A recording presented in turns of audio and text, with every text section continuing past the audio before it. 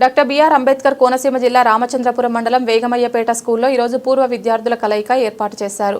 ఈ కార్యక్రమానికి మంత్రి వాసంశెట్టి సుభాష్ పాల్గొన్నారు. ఈ కార్యక్రమంలో పూర్వ విద్యార్థులు మాట్లాడుతూ మంత్రి సుభాష్కి పలు సూచనలు చేశారు. అందులో భాగంగా 1928 సంవత్సరంలో వేగాయమ్మపేట జమీందారిని వార్డ్రేవు రంగనాయకమ్మ 5 ఎకరాల విస్తీర్ణంలో శ్రీ మహాలక్ష్మమ్మ పేరిట ఉన్నత పాఠశాల నిర్మించారని, ద్రాక్షారామంతో సహా 50 గ్రామాల విద్యార్థులు ఈ పాఠశాలలో చదివి ఉన్నత పదవులు అభ్యసించి వివిధ రంగాల్లో స్థిరపడి పాఠశాలలకు విశేషమైన పేరు ప్రఖ్యాతలు తెచ్చారని అన్నారు. ఈ సందర్భంగా ఆంధ్రప్రదేశ్ రాష్ట్ర కార్మిక, ఫ్యాక్టరీస్, ఇన్సూరెన్స్ మరియు మెడికల్ సర్వీసెస్ శాఖ మాత్యులు వాసంశెట్టి సుభాష్ మీడియాతో మాట్లాడుతూ వేగాయమ్మపేట శ్రీ మహాలక్ష్మమ్మ ప్రభుత్వ ఉన్నత పాఠశాల సమస్యలకు పూర్తి స్థాయిలో పరిష్కారం చేస్తామని, వచ్చే వేసవికాలం నాటికి పాఠశాల భవనాన్ని పూర్తిగా పునర్నిర్మించి దత్తత తీసుకొని అభివృద్ధి చేస్తామని హామీ ఇచ్చారు. ఇది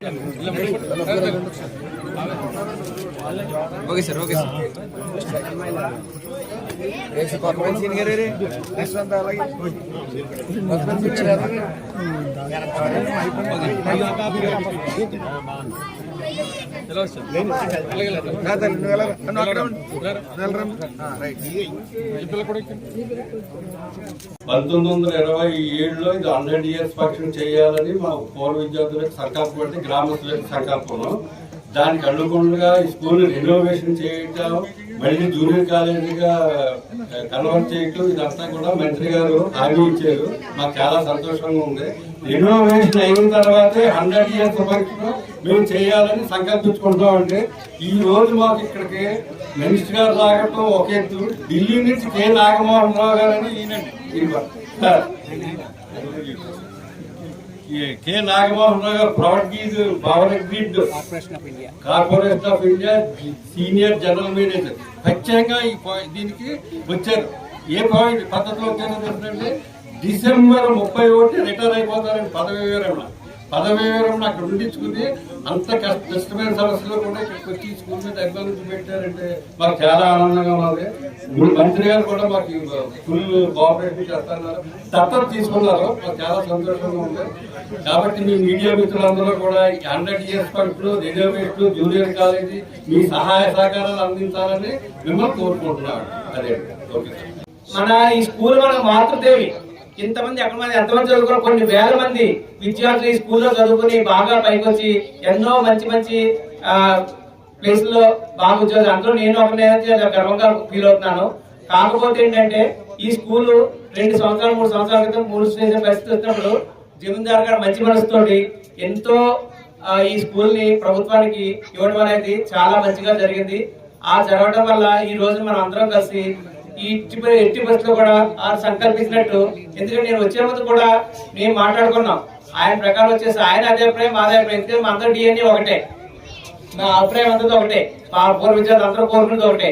ఈ స్కూల్ ఇంకా దినదిన రావద్దుగా, కనీసం ఈ జూనియర్ కాలేజ్ ఈ చుట్టుపక్కల ఎక్కడా లేదు, గవర్నమెంట్ ప్రభుత్వ జూనియర్ కాలేజ్ లేదు. కాబట్టి ఈ స్కూల్లో ఈ ప్రదేశంలో మనకి జూనియర్ కాలేజ్ పెట్టి ఎంతో అభివృద్ధి చేస్తే మినిస్టర్ గారు హామీ ఇచ్చారని చెప్పినందుకు నేను చాలా సంతోషిస్తున్నాను.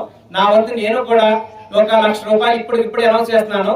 ఈ స్కూల్ దానికి మొట్టమొదటిగా ఎట్టి వరకు కూడా ఈ స్కూల్ కి పునాది ఖచ్చితంగా మనకి బిల్డింగ్ తో సహా మన 100 సంవత్సరాల ఫంక్షన్ ని, సంవత్సరాల ఫంక్షన్ ని అందరూ కలిసి ఆనందంగా చేసుకొని చెప్పేసి, అందుకని ఇంకా ఇది ఒకటే కాదు, దీనికి కావాల్సిన తర్వాత కూడా నేను ఎంతో చేస్తానని చెప్పి నేను చెప్తున్నాను. నా వరకు నేను ఇది ఒకటే కాదు, ఇక ముందు కూడా ఎంతో చేస్తాను. ప్రతి అందరికీ నమస్కారం.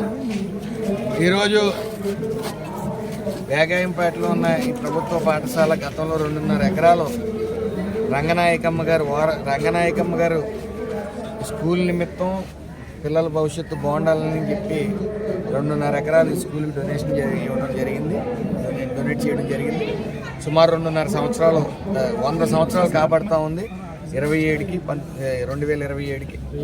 సో అందులో భాగంగా ఈరోజు పూర్వ విద్యార్థులందరూ కూడా శిథిలావస్థలో ఉన్న ఈ స్కూల్ని మనం ఏదో చేద్దాం, మన వంతు సాయం మనం చేద్దామని చెప్పి ఈరోజు సమావేశం అవటం, దాన్ని నన్ను పిలవడం జరిగింది. ముఖ్యంగా రూఫ్ టోటల్గా డిస్మాంటిల్ చేయవలసిన పరిస్థితిలో ఉంది. అదేవిధంగా సీలింగ్ వేయవలసిన పరిస్థితి, ప్రతి కూడా ఇవన్నీ కలిపి ఎస్టిమేషన్ ఇవ్వడం జరిగింది. అది సిఎస్ఆర్ ఫండ్ నిధుల కింద రాబోయే మార్చి నెలలో కానీ ఫిబ్రవరి నెలలో కానీ గ్రాంట్ చేయడం జరుగుతుందని వాళ్ళకి హామీ ఇవ్వడం జరిగింది. అందులో భాగంగానే కొంతమంది పూర్వ విద్యార్థులు, ఇక్కడ చదువుతున్న విద్యార్థులకు చాకండి పతంజలి గారు, ఆనంద్ గారు మరి ఆ ఫీజు ఏదైతే ఉందో ప్రభుత్వం కట్టవలసిన ఫీజు అవి వాళ్ళు కట్టడం కానీ అనేక సేవా కార్యక్రమాలు చేయడానికి ఇక్కడ మరి పూర్వ విద్యార్థులందరూ సమావేశం చాలా సంతోషాన్ని ఇచ్చే విషయం. ఎందుకంటే మన మూలాలు మర్చిపోకూడదు, ఎక్కడ చదివామో మన వంతు సాయం మనం చెయ్యాలని చదివిన చోటకి ఇక్కడికి వచ్చి ఈ సమావేశం ఏర్పాటు చేయటం.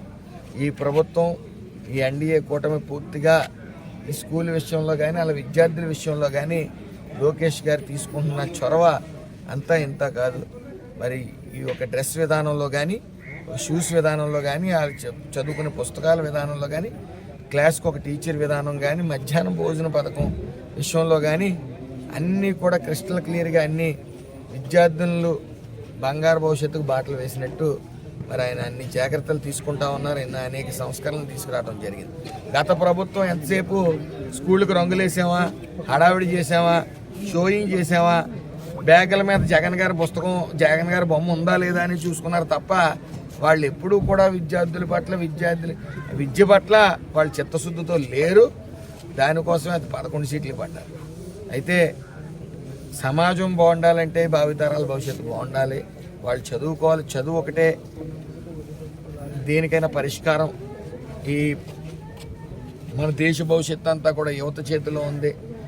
వాళ్ళు మంచిగా చదువుకోవాలి, అన్ని కుటుంబాలు బాగుండాలని చెప్పి ఆలోచనతో ఎన్డీఏ కూటమి ముందుకు సాగుతూ ఉంది.